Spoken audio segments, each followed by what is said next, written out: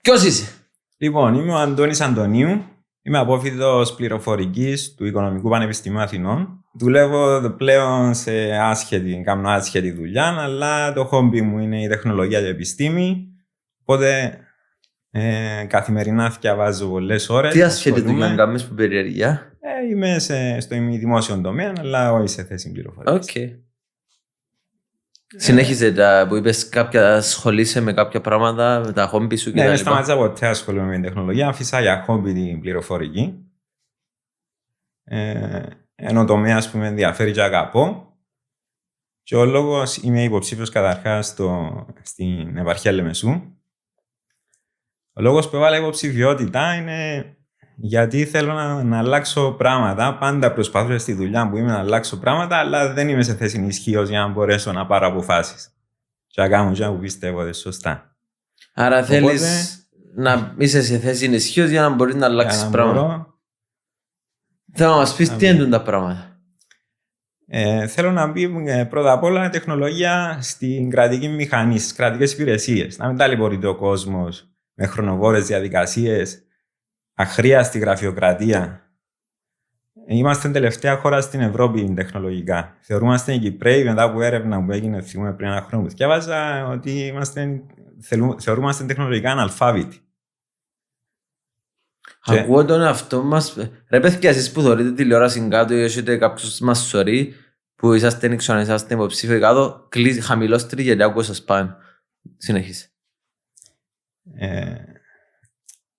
Και όχι μόνο στο δημόσιο θα ήθελα να αλλάξω πράγματα με τις γνώσεις που έχω, αλλά και στην παιδεία. Δηλαδή διαφωνώ και με τα πράγματα που διδάσκω στους μαθητές στην πληροφορική, στα σχολεία. Στην πληροφορική μόνο?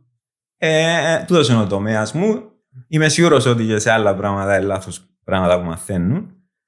Αλλά τουλάχιστον στην πληροφορική που ξέρω, σίγουρα μαθαίνουν λάθος πράγματα. Άρα πάμε να πιάμε πριν να πούμε στην πληροφορική, πάμε να πούμε τι εννοείς πρέπει να γίνει η κρατική μηχανή να αναπτυχθεί τεχνολογικά. Ποια είναι τα παραδείγματα, λέω έτσι vague ορισμός, σε Αμαζόν, γιατί έτσι λέω πιο χειροπιαστά πράγματα.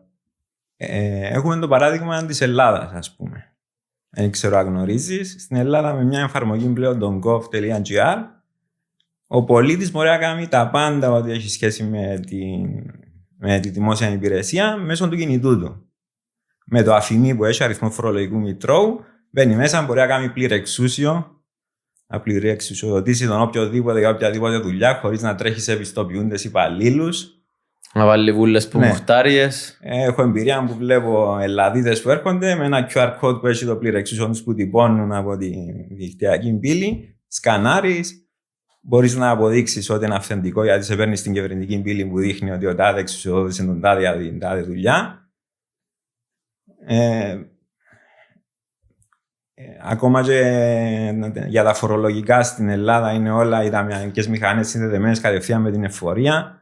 Δεν μπορεί να φοροδιαφύγει κανένας. Κατευθείαν χτυπά όλο στην απόδειξη, αμέσως πάει στην εφορία. Άρα χρειάζονται διέλεγχοι να στέλνει η εταιρεία αποδείξεις, λογιστές, ξέρω εγώ. Ή κάποιος που νοικιάζει ένα υποστατικό καταθέτει ηλεκτρονικά το ενοικιαστήριο του στην εφορία κατευθείαν. Τούτα μιλάς τα λίγο βιωματικά, επειδή φαίνεται με τούτα πράγματα. Ναι, γιατί έχω μιλήσει, επειδή με ενδιαφέρει το πράγμα. Πολεμώ τη γραφειοκρατία εδώ και χρόνια, βρίσκω συνέχεια εμπόδια. Δηλαδή βρίσκω άτομα συνέχεια που μου λαλούν, ήρθες εσύ, αλλάξεις τα πράγματα, κάμε όπως μάθαμε, να αφήσεις τα πράγματα όπως είναι.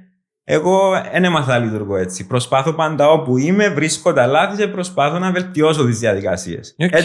Έτσι είναι ο εγκέφαλος μου. Με τη γραφειοκρατία, ξέρεις, κατάλαβα ότι πολλές φορές είναι η γραφειοκρατία που μας διοικά. Και όχι οι βουλευτές και οι πρόεδροι. Πολλά σωστά. Ένα σύστημα τόσο μεγάλο που έχει τόσα ριζωμένο, που έχει άτομα που δουλεύουν 50-40 χρόνια και κάνουν τα πράγματα με τον ίδιο τρόπο, που είναι γίνο δύσκολο να αλλάξει. Και είναι η μαστρία να έρθεις να πάει σε έναν διασέρνο πράγμα. Μπορεί και γίνει κάποτε όταν μπήκαν στη συγκεκριμένη υπηρεσία να θέλουν να αλλάξουν πράγματα. Αλλά κρύψαν τούτον το ποδόν και κρύψαν, σταματήσαν. Εγώ δεν μπορώ να κρύψω.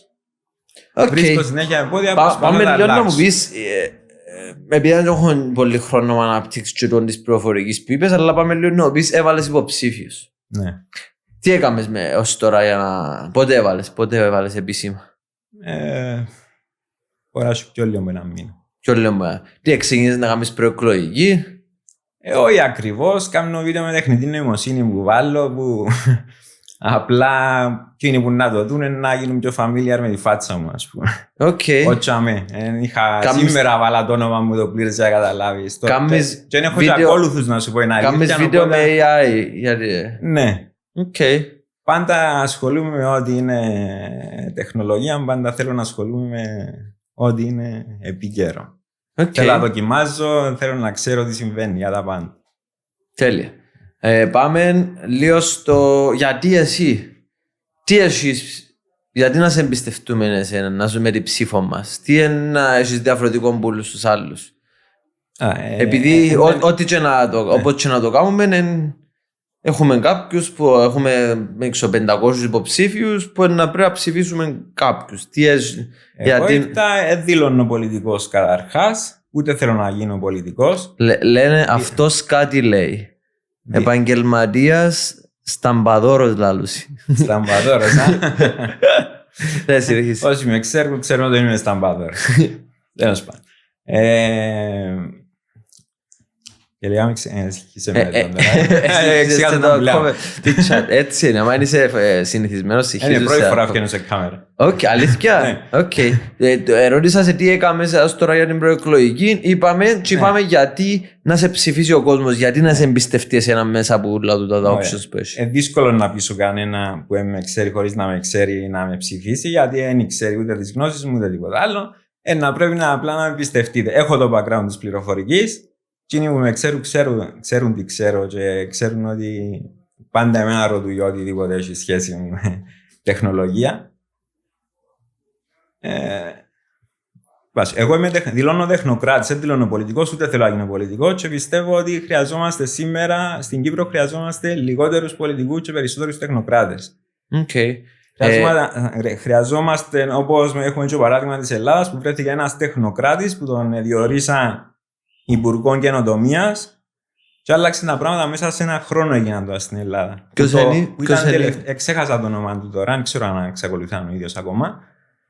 Αλλά άλλαξε τα πράγματα σε ένα χρόνο. Που ήταν η τελευταία στην Ευρώπη η Ελλάδα, είναι πρώτη πλέον σε αυτόν τον τομέα.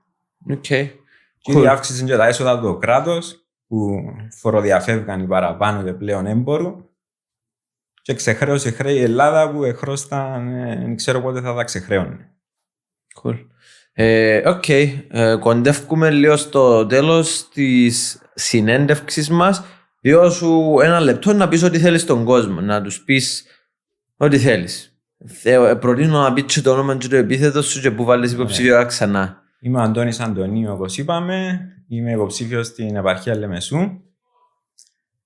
Και ψηφίστε με αν θέλετε. Είπαμε δεν μπορώ να σας πείσω για τις γνώσεις μου. Έχω πτυχίο πληροφορικής. Ασχολούμαι με τον τομέα, είναι το χόμπι μου. Αν θέλετε, εσείς που είσαστε και νέοι και να τα βρείτε μπροστά σας πιο εξυγχρονισμένο κράτος, και εσείς που έχετε παιδιά για τα παιδιά σας, ένα κράτος πιο σύγχρονο, ψηφίστε με. Ευχαριστούμε. Να είσαι καλά. Αντώνης Αντωνίου, Λεμεσό. Ευχαριστώ, παιδιά.